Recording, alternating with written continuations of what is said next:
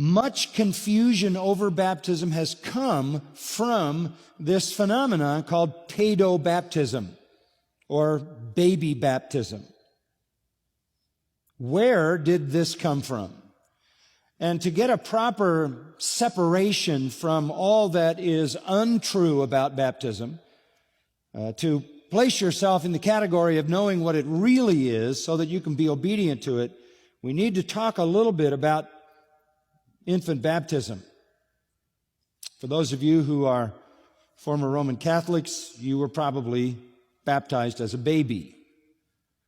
For those of you who were raised by Presbyterian parents or Lutheran parents or Episcopalian parents or Anglican parents or Methodist parents, and we can go pretty much down the line until we get to the Baptists, you were probably baptized as a baby, or there's a good possibility that your parents believed in that.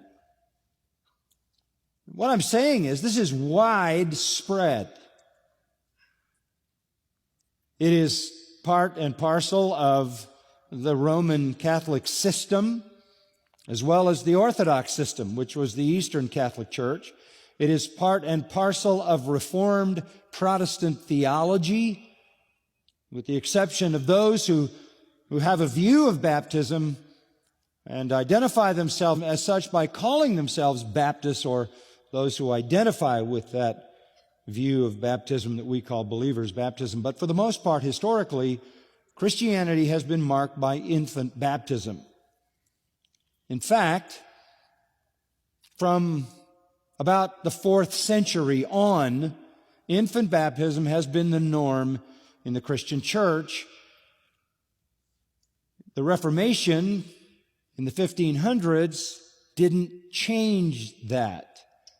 So in that sense, it was an incomplete Reformation. It was a few years ago that I was asked to speak on this subject, which I gladly did, because there needed to be clarity in the minds of Reformed people over this issue.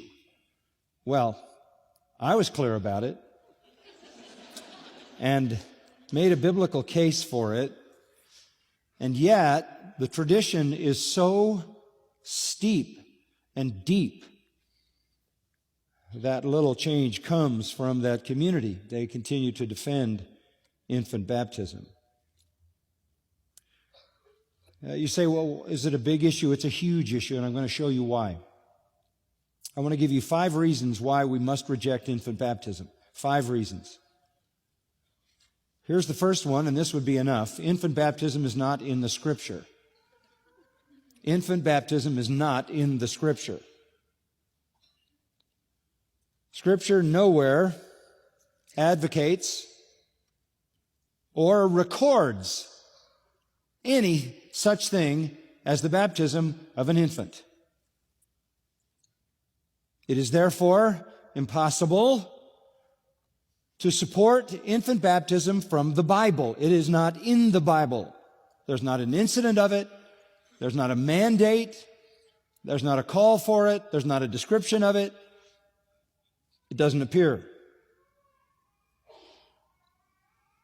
In fact, if you go back in history, and I'm going to do that a little bit with you, you will find that historians have affirmed this fact. Theological leaders in generations past have affirmed this truth. For example, Friedrich Schleiermacher, the German theologian, wrote, "All traces of infant baptism, which are asserted to be found in the New Testament, must first be inserted there." He would come from a Lutheran tradition, but affirm you'd have to put it into the Bible because it isn't there. A host of German and front-rank theologians and scholars of the Church of England have united to affirm not only the absence of infant baptism from the New Testament, but the absence from apostolic and post-apostolic writers. This is the Anglican Church, the Church of England, that does infant baptism.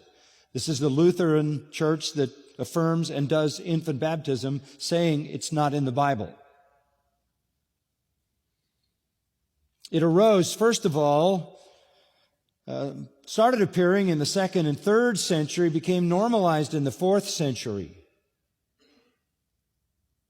B.B. Warfield, who was a noted Presbyterian, Presbyterians do infant baptism, affirmed that infant baptism does not appear in the Scripture.